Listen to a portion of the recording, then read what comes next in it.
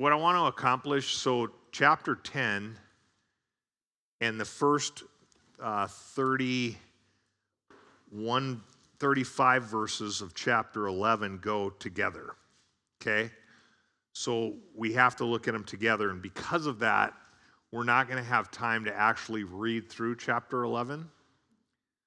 So that's what the stapled handout and the handout with all of the writing on it is for.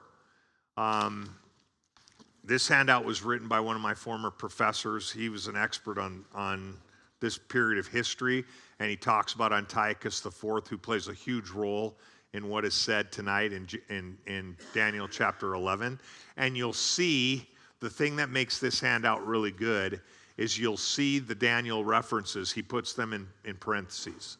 So he has a bunch of parentheticals. So anytime he's talking about a certain event, and we're going to read through some of this, he'll put in parentheticals the Daniel chapter 11 reference. So that kind of helps you. Then this handout will also help you. So your homework assignment, I told Mandy you guys were going to get homework. No quizzes, but homework. Your homework assignment will be to read through Daniel 11 because we won't be able to read through the first 35 verses. And as you're reading them, then you can use these handouts as kind of helps, because what I'm going to tell you tonight is pretty spectacular, okay? It is... In the 35 verses of Daniel, of the first 35 verses of Daniel chapter 11, there are 135 prophecies. And they're in chronological order, and they all occurred between the years of, hold on, I got it written down here somewhere. 135 prophecies between the years of 334 and 164 BC. And they all happened exactly. So what this handout does is it helps you, because chapter 11 doesn't quite word it the way that it's worded. It speaks in vagaries. It doesn't use names. But when you start comparing the 35 verses of chapter 11 to these two handouts and to what Dr. Hohner wrote in this article on Antiochus that I gave you, you'll be like, whoa, you'll see it. Does that make sense? If you were just to read the 35 verses of Daniel 11 on your own, it would just be 35 verses of prophecy. 135 prophecies between 334 BC and 164 BC. And they're all in order, chronologically.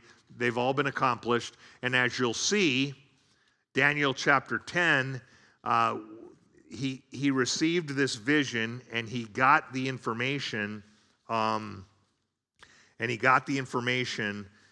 the 6th century BC. So that's what, for the longest time, and this is, obviously we haven't gone through this, so I'm probably kind of sounding disjointed right now.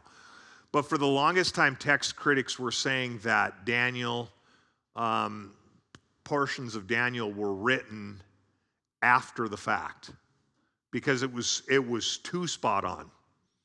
And then, of course, the Dead Sea Scrolls came along, and they were able to date this stuff to the 6th century BC, which is when Daniel said this happened, when he got these visions that he got.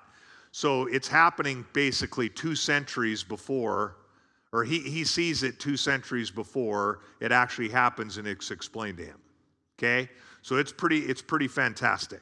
So 135 prophecies between 334 and 164 BC in 35 verses.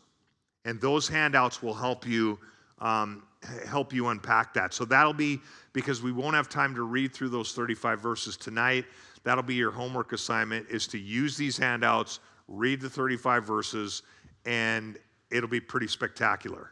Like, yes? So he was taken back to Babylon the first time Nebuchadnezzar conquered Jerusalem, so in 605 BC. The last prophecy that he has is here in Daniel 10, which is in 536 BC. So he would have been, in his 80s. Remember, we said at the very outset of this that he was probably At the oldest, he was a junior hire. At the youngest, he could have been 8 to 10 years old when he was taken in captivity. So by 536 BC, that's 70 years later. He's in his 80s. Okay, and in Daniel chapter 11, it says in the first year of Darius the Mede, that would have been in 539 BC, because that would have been the first year that Cyrus had conquered Babylon. So these prophecies that we're seeing are happening between 551 BC, as we've talked about before, actually 553 BC, all the way down to 536 BC. And he is given information, either through his vision or what the angels tell him, that was spot on as to what was going to happen. It's pretty incredible, okay? Now, one of the things, and this is really brief, we have to review just real briefly Daniel chapter 9, because remember what we said, verses 24 through 27 were probably the most consequential verses messianically and eschatologically, meaning end times, in all of Scripture. Now, what happens with chapters 10, 11, and 12 is this, okay? Daniel chapter 9, verses 24 through 27 is another example of like the outline of a puzzle. Chapters 10, 11, and 12 are going to give detailed information about those 4 verses. You follow me? They're giving detailed information about the 77s that we talked about. And remember last year, we talked about it being 490 years. So just to give you I would call chapters 10 through 12 filler for chapter 9, verses 24 through 27. So remember last week we talked about 483 years, and then, or 69 sevens, and then 7 years, or 1 7. Remember talking about that last week? So in chapter 11, verses 1, or chapter 10, verse 19 to chapter 11, verse 35a, are the first 483 years, or 476 years on our calendar. Remember we talked about that last week because Jewish calendar only has 360 days. Chapter 11, verse 35b to chapter 12, verse 13, which is the very last verse of the book, have to do with the last 7-year period. Does that make sense? So chapter 9, verses 24 through 27 talks about a 490-year period in a Jewish calendar. Okay, 476 years, or 483 years for us. Remember talking about this? So a 490-year period is talked about in Daniel chapter 9, verse 24 through 27. Chapter 10, verse 19 to chapter 11, verse 35a gives details about the first 483 years. A lot of details. And remember what we said that 483 years was. It was the decree that Nehemiah got from Artaxerxes on March 5th, 444 BC to rebuild Jerusalem to the triumphal entry on March 30th, 33 AD. Remember talking about that last week? That's the 483-year period. And Daniel's going to get a lot of details about that 483-year period. Because as you're going to see in chapter 10 at the beginning, he's excited about what the angel has told him about the coming of the Messiah, but then in his vision in chapter 10, it breaks his heart. Because basically, what chapter 10, chapter 11, chapter 12 are going to talk about is rampant anti-Semitism, trying to murder God's people. And it breaks Daniel's heart. And so what we see on college campuses, what we see in Israel and Palestine, what we see all over the world with regards to anti-Semitism, it really shouldn't surprise us. Because God said, yeah, the enemy is going to come after my people because, remember we talked about the divine plan, right? The divine plan is 2 tracks, 1 plan. And so if the enemy can destroy one of the tracks, it destroys the plan. You follow me? And Satan's not stupid. I mean, he quotes scripture to Jesus in the temptation in the wilderness. He knows, he can read this. So it's not like, and he can put together handouts And so he knows what's happening. So he's had to adjust. The Messiah came and defeated death. So now he has to destroy God's chosen people. And and try to destroy the church, which is what, I mean, we just saw, in the Congo in a Catholic church at a prayer vigil, they came in and hacked people with machetes to death that were praying over their country in the Congo. So none of this should surprise us, because it's all outlined right here, okay? So, chapter 9, verse 24 through 27 outlines the 490 years, because Daniel's saying what's going to happen next. Remember, we talked about that at the beginning of Daniel chapter 9. Well, okay, Daniel gets his answer. 483 years from the time of the decree to rebuild Jerusalem to the coming of Jesus Christ in the triumphal entry. And we talked about how they got it down to the day. In fact, Honer got it down to the minute with that handout that I gave you last week, right? And this is the same guy that wrote this today. So that and more filler is given from 1019 to 1135 for the first 483-year period. The last 7-year period is 1135b to the end of the book. So next week we'll look at 1135b to 1213, and all we're going to talk about is the tribulation, the last 7 years. Okay? Remember, and also I promoted the idea that Daniel, or that the Jews, because of their rejection of Jesus as the Messiah, and he said this in the Olivet Discourse to his disciples, they were being set aside, right? It's hard to promote the gospel if you don't believe that Jesus is the Messiah. So the Jews are set aside. Not that they're done, because God keeps his promises. If he doesn't, he's a liar, and we know God doesn't have the capacity to do that, right? So they're set aside, and his bride has been ushered in. We are the ones that are promoting the gospel message to every tribe and nation on the planet right now. Okay? You tracking with me so far? So all that to say, as we dive into chapter 10 tonight, we are going to be looking at filler for chapter 9, verses 24 through 27. And then we won't have time to go over or read through all of chapter 11, which is why I brought these handouts. I'm going to read portions of Honer's work, and then you can look at this one, because it's actually, what this one does, this timeline for Daniel 11, is it gives you history, and then it gives the verse where those prophecies were accomplished, okay? And I'll show you some examples of that. So let's dive into chapter 10, now that I've made that as clear as mud. Let's dive into chapter 10. And we're going to look at the first 4 verses. In the 3rd year of Cyrus, king of Persia, a message was revealed to Daniel, who was named Belteshazzar, and the message was true and one of great conflict, but he understood the message and had an understanding of the vision. Now, this is a summary. What this message is what's going to be revealed to us in the following verses. And this is why Daniel is hopelessly depressed, because he recognizes what his people are going to go through in the future. At this time, okay, Daniel is, like I said, he's in his 80s. Because it's it says the 3rd year of Cyrus, it means 536 BC. It would have been the 3rd year after he conquered Babylon. Now, why is that important? Because in 538 BC, Cyrus issued a decree. It's talked about in the first 3 or 4 verses of the book of Ezra and the last 3 or 4 verses of 2nd Chronicles. In fact, the first 3 or 4 verses in Ezra and the last 3 or 4 verses in 2nd Chronicles are identical. They say the exact same thing.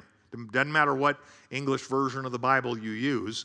And that was that Cyrus wanted to be viewed as a liberator.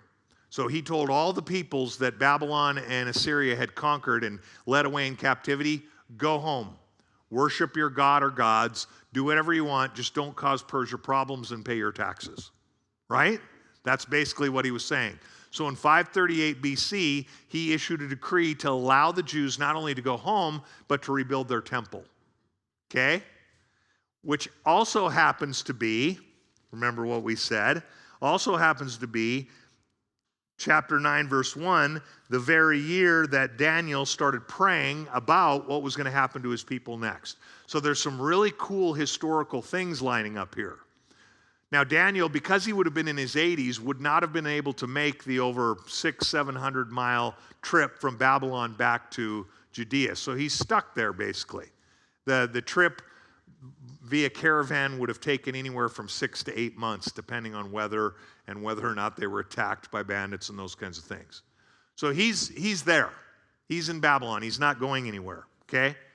And Cyrus then issues this decree. And what we're going to see, because what happens is for 20 years, the work on the temple was thwarted by enemies. And it's talked about here.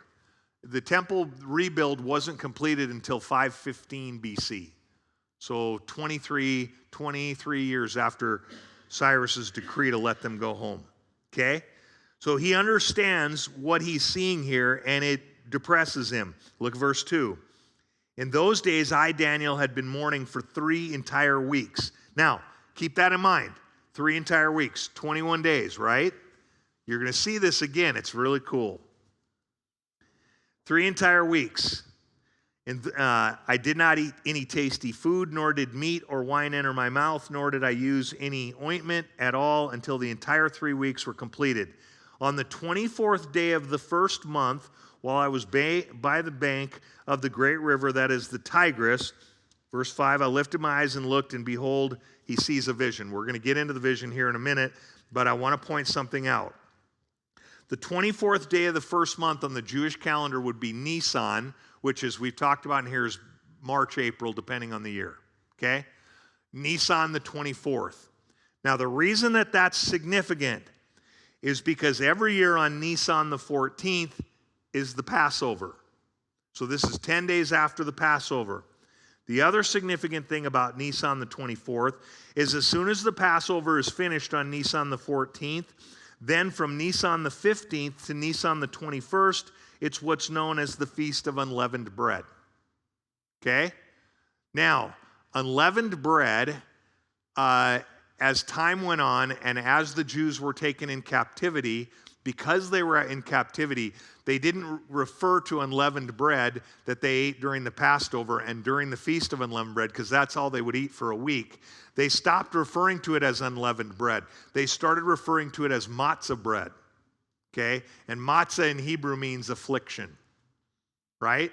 So what we have here is he is observing the Passover. He's also observing the Feast of Unleavened Bread. But because of what he has seen, he is basically fasting on only matzah, on the bread of affliction. Okay? You tracking with me so far? So, on the 24th day of the first month, Nisan the 24th, which is 3 days after the Feast of Unleavened Bread is over, and he was still eating matzah, he gets a vision. Verse 5, and he's on the Tigris River. I lifted my eyes and looked, and behold, there was a certain man. Now, what this man is wearing, and I'm going to make the case that the man is the person of Jesus Christ, and you'll understand why here in a minute. Well, I'm going to read verses 5 through 7. I lifted my eyes, and behold, there was a certain man dressed in linen, whose waist was girded with a belt of pure gold of Uphaz. His body also was like beryl. His face had the appearance of lightning. His eyes were like flaming torches. His face had the appearance, his arms and feet like the gleam of polished bronze, and the sounds of his words like the sound of a tumult. Okay? Now, what Daniel sees is a man, but it's no ordinary man given his clothing. Okay? He's dressed in linen. Linen was and is the clothing of the priesthood. Okay? He had a belt of pure gold. Pure gold was the precious metal of royalty. So he has a belt of royalty. He has linen for clothing of a priest. And it says his body was like beryl. Now, beryl, it said, he's using a figure of speech here. He's trying to describe this, what he's seeing. And he said his body had the appearance of beryl. Now, for those of you that don't know what beryl is, colored beryl, if it's green, it's what's known as an emerald. If it's blue, it's what's known as an aquamarine. Okay? But true beryl is transparent.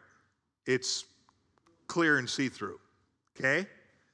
So his body gives the appearance of purity and cleanliness and transparency, okay? And his face, Daniel said, had the appearance of lightning, okay? His eyes were flaming torches. It's piercing. The face with the appearance of lightning, may be difficult to look at, or it's extremely bright. His limbs, it says, Daniel said, appeared as though they were polished bronze. At that time, bronze was the metal used to make weapons of war, okay? And then his words were the sound of tumult. His words were the sound of action and power. So the man Daniel saw wore the clothing of a priest and the belt of a king. His body was pure, while his limbs and face and voice displayed power. Now, this is important, I think, and this is why I'm making the case that I believe who Daniel's seeing here is the pre-incarnate Christ, okay? Because the author of the book of Hebrews, and by the way, no, we can't do that. We don't have time. Remind me at the end. There is a really, really interesting theory that the book of Hebrews was actually written by Priscilla, of Priscilla and Aquila.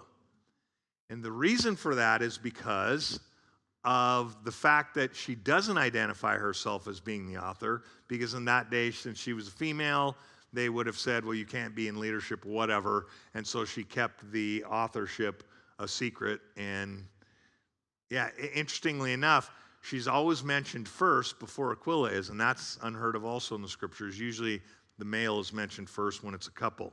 It's kind of an interesting theory if you want to read about it more. There's a lady who's an expert on the general epistles. Her name is Karen Jobes. She teaches theology at Wheaton, and she wrote a book about it. So anyway, I thought that's kind of interesting. Anyway, the author of the Hebrews, whoever it is, and it makes sense that it could be a female, okay, refers to Jesus Christ as a priest and a king, okay? In fact, the author calls Jesus in the same order of Melchizedek. He's a priest and a king.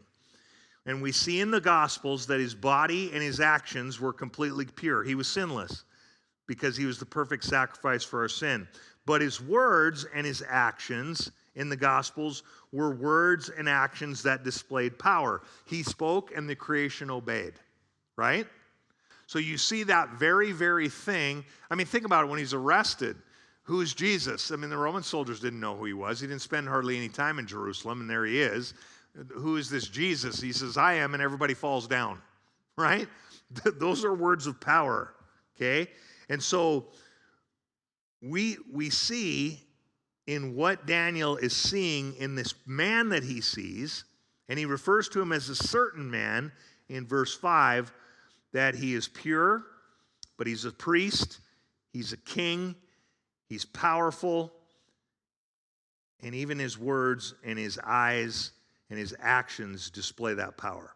Verse 7, now I, Daniel, alone saw the vision. While the men who were with me did not see the vision, nevertheless a great dread fell on them, and they ran away to hide themselves. This is the other reason why I promote the idea that this is actually Jesus. Anytime in the Old Testament that a person comes in contact with God and they realize it, two reactions. They fall on their face, which Daniel will do here, but not to worship because he passes out. And the second reason is they're scared, right? And we see that with the people that were with him. So I was alone, verse 8, and saw this great vision, yet no strength was left in me, for my natural color turned to deathly pallor, and I retained no strength, but I heard the sounds of his words. And as soon as I heard the sounds of his words, I fell into a deep sleep on my face, with my face to the ground. In the Hebrew, he basically passes out. He tips over, right? Which, I get it. You're coming into contact with the God of the universe. And that is pretty amazing. Okay? So, what happens next? Verse 10. Then behold, a hand touched me and set me trembling on my hands and knees. He wakes up, he's face down, Now he's on his hands and knees trying to regain his strength. And remember, he's in his 80s. He's fallen and can't get up. He said to me, "O Daniel, man of high esteem." Now, we don't know who this is. It's an angel. "Understand the words that I'm about to tell you and stand upright, for I've now been sent to you." And when he had spoken this word to me, I stood up trembling. Then he said to me, "Don't be afraid, Daniel, for from the first day that you set your heart on understanding this and on humbling yourself before your God, your words were heard, and I have come in response to your words."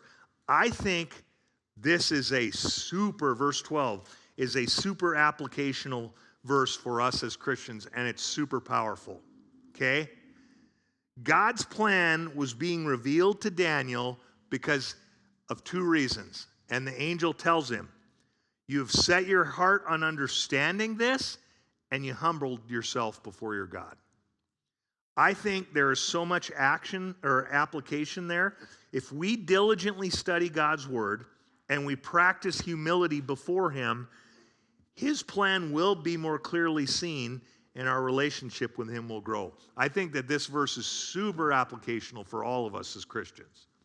We need to set our hearts to understanding God's word, but we also need to do so in humility, right?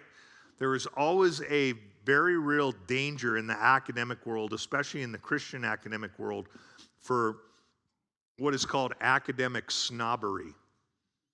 Because once you are able to understand this for whatever reason, and once you learn the tools to help you understand the Bible better and learn the languages and all that stuff, you can get pretty academically arrogant, right? And Daniel's not that guy. And remember, by the way, he's been this way his whole life. It's pretty tremendous. Even when he was 8 to 10 or 12 years old or whatever he was, remember, he, in humility, was saying, I'm going to follow the dietary laws. It's the only thing we can control. Okay? And so we see in him a lifetime of humility and a lifetime of setting his heart on understanding. We talked about that last week at the beginning of chapter 9. He was reading Jeremiah. Okay? But listen to what the angel says next. I'm going to read verse 12, the last part of verse 12 again. "Your words were heard, and I have come in response to your words. But the prince of the kingdom of Persia was withstanding me for 21 days. How long was Daniel fasting after the vision that he saw? 21 days, 3 weeks, okay? So Daniel's fasting and depression was the exact amount of time that this angel was being detained by the kingdom of Persia. We'll get it to a prince of the kingdom of Persia. We'll get to that in just a minute. Then behold, Michael, one of the chief princes, came to help me, for I've been left there with the kings of Persia. Now I've come to give you an understanding of what will happen to your people in the latter days, for the vision pertains to the days yet future. When he had spoken to me according to these words, I turned my face toward the ground and became speechless. And behold, one who resembled a human being was touching my lips. Then I opened my mouth and spoke and said to him who was standing before me, O my Lord, as a result of the vision, anguish has come upon me, and I have retained no strength. For how can such a servant of my Lord talk with such as my Lord? As for me, there remains just now no strength in me, nor has any breath been left in me. Then this one with human appearance touched me again and strengthened me. Okay. A lot to unpack here. First of all, this passage gives us some really amazing insight into spiritual warfare. There are things that are going on that we do not and probably never will see. Okay? There are things going on in another realm in that we don't see. And the angel, the amount of time that Daniel was fasting was the amount of time the angel took to get to Daniel, because in the spiritual realm, he was being detained by the prince of the kingdom of Persia. Now, who is that? I believe it's actually Satan himself. Acts 17:11 here, and here's why. Satan in the New Testament has been called a prince numerous times. Prince of the power of the air, the prince of this world, right? He can't be the king. There's only one king of kings. And Satan is an angel. He's not omnipresent. He's not omniscient like God is. He can't be. There can only be one, right? And so Satan is somewhere. And that means he's probably oppressing the mightiest. He's probably in Washington, D.C. No lie, and that's not to make fun of our politicians. That's easy enough to do as it is. But Satan's going to go where there's the most power, because if he can influence the people with the most power, he's accomplishing his agenda. At that time, the most powerful person on the planet was the king of Persia. Okay? And so the prince of the kingdom of Persia was withstanding me, okay, for 21 days. And by the way, the other reason I think that it is probably Satan is because, remember, in 538 BC, Cyrus gives the okay for them to go back to Jerusalem to rebuild the temple. And that's exactly what Zerubbabel and Haggai the prophet and Zechariah and them do. But the temple work is thwarted for 23 years. Because roadblocks kept getting, bureaucracy, roadblocks kept getting thrown up in the Jews' face as they tried to do this, okay? And it wasn't until 515 that they were able to actually accomplish it. Why were the roadblocks being thrown up? Especially since Cyrus had okayed this? Because I think the enemy was influencing them. You following me so far? There is a tremendous book that I really, really would encourage you to read if you are interested in the spiritual realm and what goes on. It was a very controversial book in theological circles for a long time, but it's by a guy named Michael Heiser. He is now deceased. He died of pancreatic cancer, which was really unfortunate. Brilliant man. Heiser.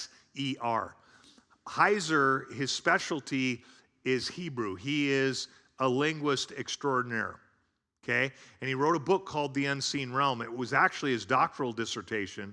And usually with doctoral dissertations, they have 3 to 4 people on a panel and then you're forced to defend your dissertation. Heiser had dozens because so many people were kind of worked up by what he was saying in the book. And basically the premise of the book is this, that all the Baals and all the false gods that you see in the Old Testament, and even in the New Testament with Zeus and you know the Roman gods and the pantheon of gods in Rome and Greece, they weren't just idols. They weren't just these pieces of wood or pieces of precious metal crafted into something that people worshiped. They are actually demonic forces. And so his theory is that Baal is an actual demon, and that these people groups were worshiping who was influencing them. And so they were actually involved in spiritual stuff. Now you might say, well, that kind of sounds out in left field. For Westerners it does, but that's because we are so caught up in material things and shallow things that the enemy doesn't have to tempt us with satanic stuff. We're already distracted to the point of apathy, right? The best Christian is an apathetic Christian. You ever read the Screw Tape Letters? Remember what, I can't remember, is Wormwood the student or Wormwood's the student and who, I can't remember his mentor. Do you remember his mentors? Screw Tape, okay. So Screw Tape is telling Wormwood that once a person becomes a Christian, okay, fine, that we can't do anything about that. Now our goal is to make them as ineffective and apathetic as possible. Okay? So I don't think that there's a lot of demonic things going on in America other than overtly where people are actually just going against the church and against Israel and all that, because the enemy doesn't have to worry about us. We're so distracted by iPhones and this and social media and all that stuff that the enemy is like, they're about as apathetic as it gets. The church in America is miles wide and inches deep, right? You go to some of these third world countries where all they have is their faith to rely on. That's where you hear about exorcisms. That's where you hear about all the demonic activity. That's where you hear about those things. Why? Because it's very real to them, right? And so Kaiser's theory is an interesting one, and he did his research, and he knew his stuff, and he basically says that when you see false gods in the Old Testament or even in ancient history, they're actually demonic forces that are going against Yahweh himself. Make sense? Now, part of the thing that got him in trouble was he uses terminology, I think, that is problematic. Like he will refer to them as gods, whereas we say, well, there's only one true God. And that's one of the things that, but if you get past the terminology, it's called the unseen realm. If you want a book that you'll kind of go, whoa, it's that one. And he points to all the scriptural index in his book is 50 pages long because there's all the scriptural verses, including a ton in Daniel, where he cites them as examples of this spiritual warfare that's going on. Okay? So, this angel was detained until along comes a guy named Michael. Okay? Now, this is not the only place in Scripture that we see Michael mentioned. He is mentioned here in verse 13. He's also mentioned in verse 21. He will also be mentioned later in chapter 12 in verse 1. And then he is mentioned 2 other times in the Bible.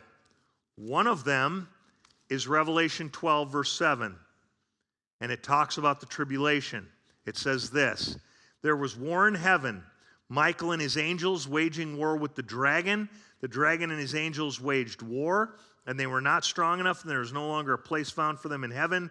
And the great dragon was thrown down, the serpent of old, who is called the devil and Satan, who deceives the whole world. He was thrown down to the earth, and his angels were thrown down with him.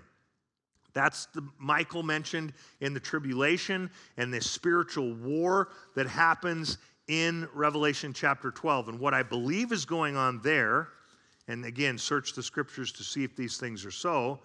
When you read Job chapter 1 and 2, Satan appears before God.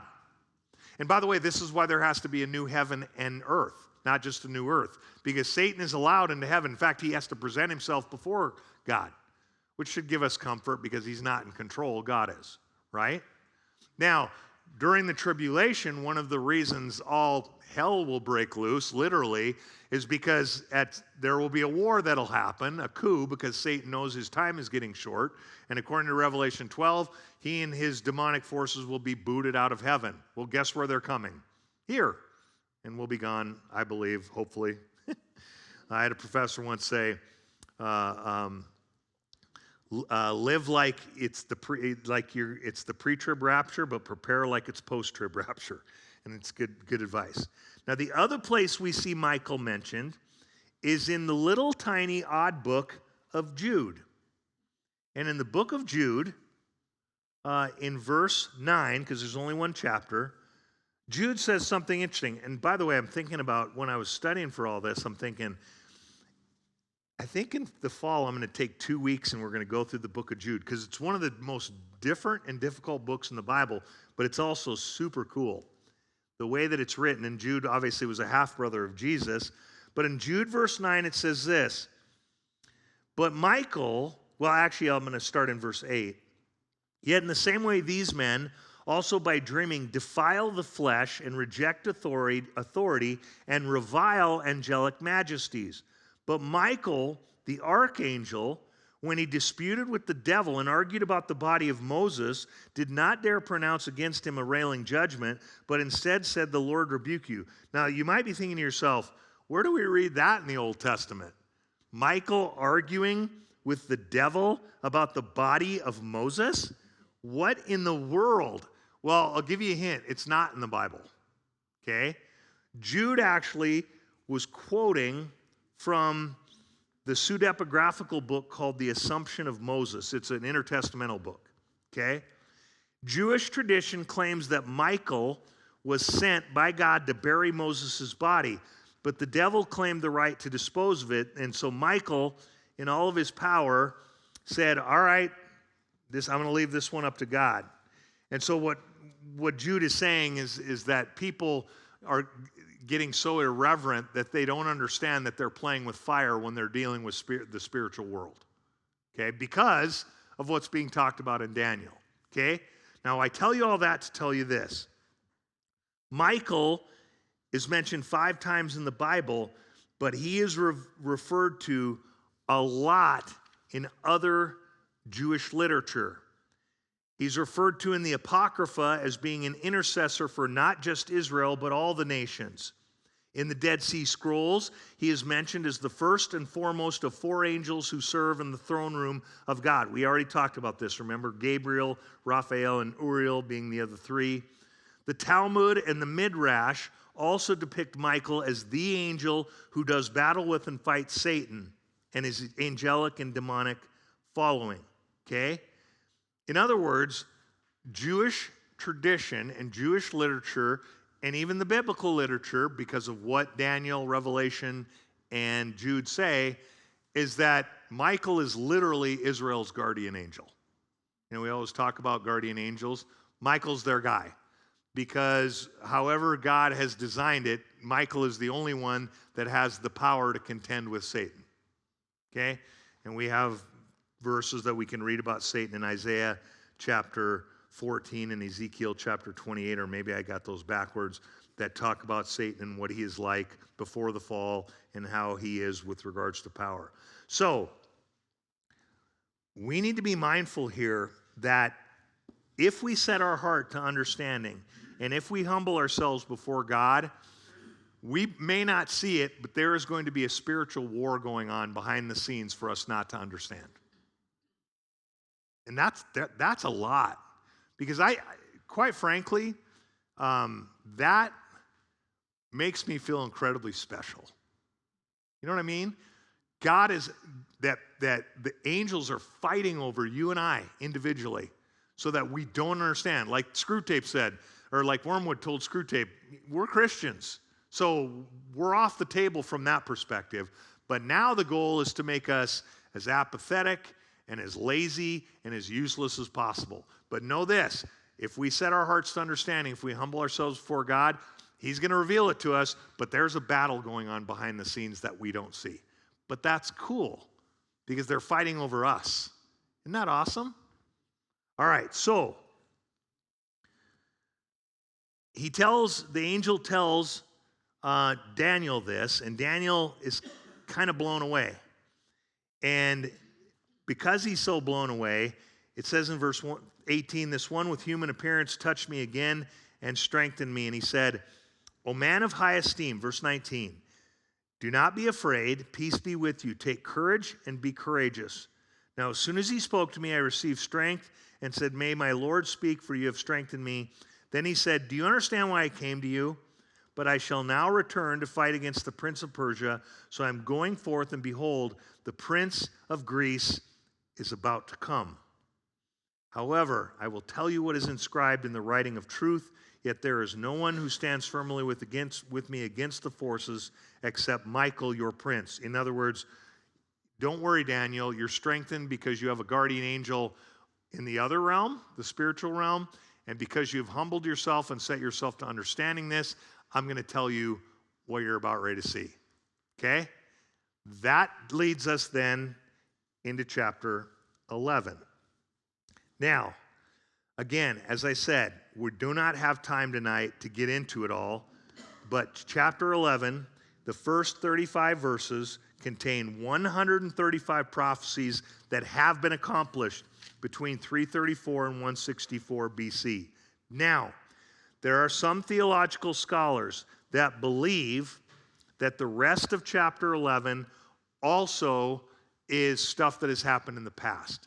I do not believe that that is the case, because from chapter 11, verse 35b to the end of chapter 11, which is verse 45, those prophetic statements do not appear to have been accomplished as clearly as the 135 prophetic statements in the first 35 verses. Does that make sense?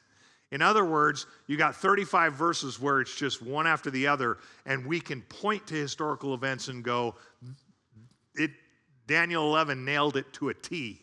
To a T. Okay? And then we get to verses 36 through 45, and now it's kind of like, well, this could be that, or this could, and that's where I'm like, no, if we have to speculate about it, as clear as the first 35 were, now we're talking about the last 7 years, the end. Follow me? So, having said that, because your homework assignment is going to be to read those first 35 verses, let us look at the handouts. Remember what we said. Alexander the Great died in 323 BC, and after much infighting and some civil war, his kingdom or his empire was divided up among 4 generals: Ptolemy, Seleucus, Cassander, and Lysimachus. Only Ptolemy and Seleucus apply to Daniel chapter 11, okay? The Ptolemies, as we talked about, were the kings of the south, and we've talked about them before a little bit. The Seleucids were the kings of the north, okay? Now, what I've done in this handout, so we're not going to go through it. You guys can read it as you're reading Daniel 11, is I haven't identified all 135 prophecies. That would have been about a 6-page handout, okay? What I have done, though, is put as many of them in this little handout front and back as I can, okay? And what you'll see in verses 1 through, until we get to verse 28, I believe. Wait, flip it over on the back side. Actually, 21. Until you get to verse 21, it's back and forth between the Ptolemies and the Seleucids. Lots of infighting, lots of intrigue, family members divorcing, killing each other, murdering each other, wives murdering, poisoning husbands to death, all this stuff. And you'll read about all of it in Daniel chapter 11, verses 1 through 21. Then when we get to verse 21, Daniel shifts to pretty much focus. There's a lot of prophecy going on, but much of his focus is on one man, and that man is Antiochus IV. Now, the reason I bring him up is because we've seen him before. We saw him back in Daniel chapter, let's say 8. In Daniel chapter 8, okay? Antiochus, he was called Epiphanes, which is Greek. It means manifest God. That's what he called himself.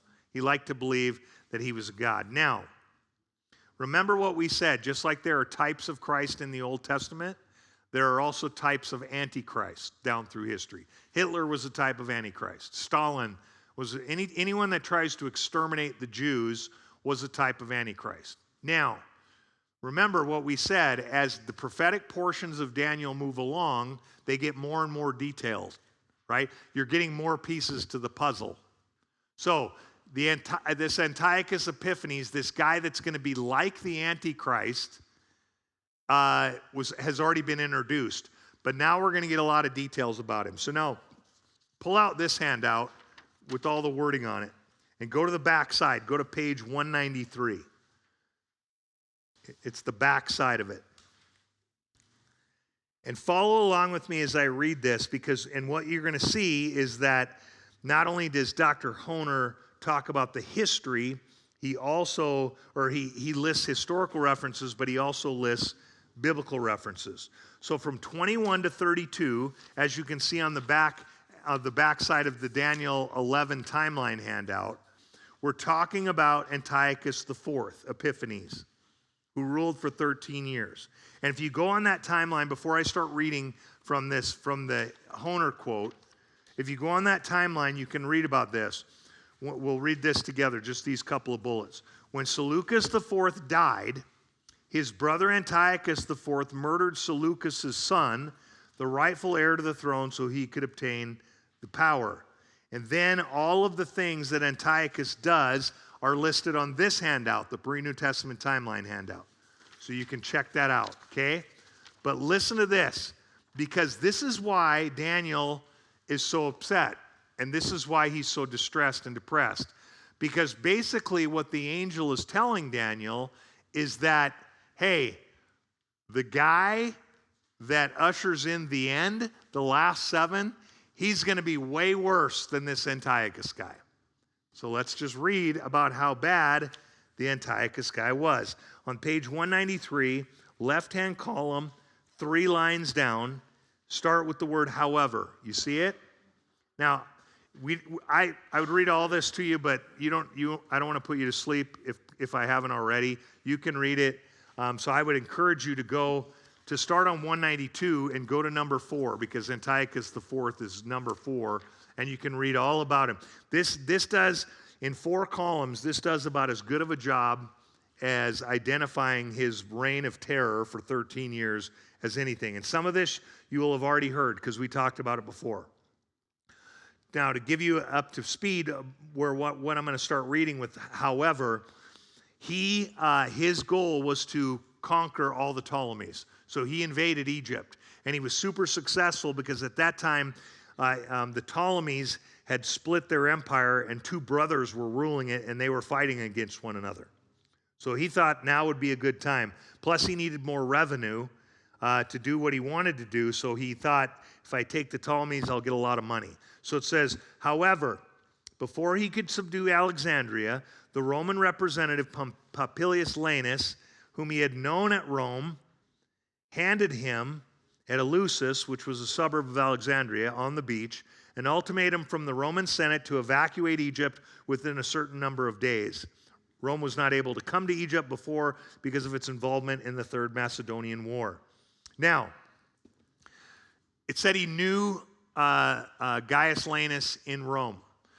When Antiochus' father took control, the Romans, because they were becoming the most powerful empire in the world, they basically kidnapped Antiochus IV. And they held him in Rome so that his dad wouldn't get any ideas.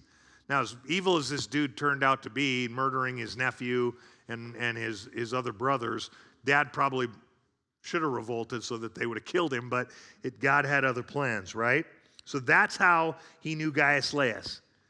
Antiochus wanted time for consideration, but the Roman legate arrogantly drew with his walking stick, we talked about this a couple weeks ago, a circle in the sand around Antiochus and demanded his answer before he stepped outside the circle. Having become acquainted with Roman power when he was a hostage in Rome for 14 years, he agreed to evacuate.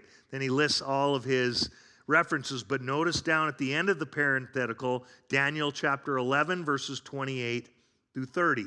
And by the way, if you look at verses 28 through 30, in verse 30 it says, for the ships of Kittim will come against him. Kittim was another name, an Old Testament name for Rome. Okay? All right. So, keep on reading here. With bitterness, he retracted to Palestine. He was determined to make sure that Palestine was loyal to himself in order to act as a buffer state between himself and the Romans. Considering himself Zeus Epiphanes, he ordered a cultic Hellenization policy in Palestine. Antiochus sent his general Apollonius with 22,000 soldiers who came under the pretense of peace, attacked Jerusalem on the Sabbath, knowing that Orthodox Jews would not fight, and killed many people. Women and children were taken as slaves, and the city was plundered and burned. Shortly afterward, in 167 BC, Antiochus determined to exterminate the Jewish religion by forbidding them to live in accordance with their ancestral laws. He forbade the observance of the Sabbath, customary festivals, traditional sacrifice, and the circumcision of children, and ordered that copies of the Torah must be destroyed. Idolatrous altars were set up, and the Jews were commanded to offer unclean sacrifices and to eat swine's flesh. That parenthetical right there, 2 Maccabees, that's the Apocrypha. If you want to read all about this history, read the first and second books of the Maccabees. If anyone has a Roman Catholic Bible, you'll have, and by the way, I would get one if I was you, because the intertestamental works, there's a lot of really good history in there, okay? But first and second Maccabees talk all about this stuff, okay? And that's what that parenthetical is all about. Anyone who disobeyed any of these orders was sentenced to death. The climactic infamous deed was on Chislev 25th, or December 16th, 167 BC, when the temple in Jerusalem, as well as the Samaritan temple at Mount Gerizim, became the place of the worship of the Olympian Zeus, offering swine's flesh on the altar of Zeus, which was erected on the altar of the burnt offering. It's also talked about in 1st, 2nd Maccabees, but it's also talked about in Daniel chapter 11, verses 31 and 32. These were to be offered on the 25th of every month, since that date was celebrated as the birthday of Antiochus Epiphanes. Hence, the sacrifices ended up being offered to him. All of this, Honer writes, was a big mistake on Antiochus' part. He wanted to consolidate his empire around the Hellenic culture and religion, thinking that the Jewish religious eccentricities were party to the Ptolemaic dynasty. He never realized the significance of the Jewish faith. His actions sparked the Maccabean Revolution, begun at Modin by Mattathias, which is talked about in Daniel chapter 11, verses 32 through 35, and continued by his son Judas, surnamed Maccabeus. Antiochus heard of the revolt and would no doubt have come in person to exterminate the Maccabees, but he had more serious troubles in Armenia and Persia, viz. An insurrection and withholding of taxes. Consequently, in 165, he ordered Lysias, regent of the western part of his empire and guardian of his son, to make an end to the rebellion and destroy the Jewish race. So, genocide, okay? Lysias dispatched a large army under the command of Ptolemy, Nicanor, and Gorgias, followed by merchants who expected to purchase Jewish slaves. However, Judas decisively defeated Gorgias at Emmaus, causing the Syrian soldiers to flee, and in 164, Lysias personally led a large army and attacked Jerusalem from the south, but was completely defeated at Beth Zur. By the way, there's this really, really neat YouTube channel called Kings and Generals. I don't know if I've talked about it in here before, but you go on YouTube, you search Kings and Generals, okay? And it'll show you, it's free, but it'll show you find the Maccabean revolt. And they will give you, if this is interesting to you, they will give you a really, really detailed, and they use animation. It's kind of cool how they do it, but it's a really, really neat channel if you're kind of a visual learner. I watch all of it. They're so on their game. They have they do updates on the Ukraine-Russia war all the time. Like they talk about the tactics and all the things that are going on over there right now. It's actually super fascinating. I watched the last one that I watched on them had to do with World War II. I didn't realize, and this is sad coming from a person who loves history, I didn't realize just how much of World War II was fought on American soil in the Aleutian Islands and up in Alaska. I thought, most of it was just Hawaii, Pearl Harbor, that kind of thing, and Guam and those types of. There was so much going on, and they do this really magnificent piece on World War II in the Aleutian Islands. So anyway, Kings and Generals, look up the Maccabean Revolt if this kind of thing is interest to you. Okay. After that, Judas had regained the entire country of Judea except the Acra and Jerusalem, and refurbished and rededicated the temple, restoring the daily sacrifices in Chislev 25, which is the 14th of December, 164 BC, exactly 3 years to the day of its desecration. This marked the commencement of the Jewish feast of dedication that we call Hanukkah. Okay? All right. And it goes on to talk about how Antiochus ends up going mad, and he actually died of insanity in 163 BC. What's the point of all this? The point of all this is this. Every one of these 135 prophecies occurred to a T as to what was predicted. Okay? 135 prophecies taking place between 334 and 164 BC. Again, because we've basically run out of time, that's why I would encourage you to read all of these handouts and go through it because they tie in very closely. The other thing that I would encourage you to do as you read these two handouts is every time you see a reference to Daniel chapter 11, read the verse. Because what you'll do is you'll see the verses, you'll compare it to the history that's written on these handouts, and then it's like, okay, now it's become clear, right? Maybe not as clear as Beryl, but it'll become clear. All right, let me pray for us and we'll quit.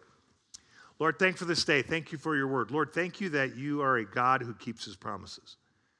And Lord, I hope that everyone here is as encouraged as I am that when we desire to dig into your word and to understand truth, that you will honor that and that you will fight for us. We do have guardian angels, but Lord, more importantly, we have you. We love you, Lord. In your name I pray. Amen.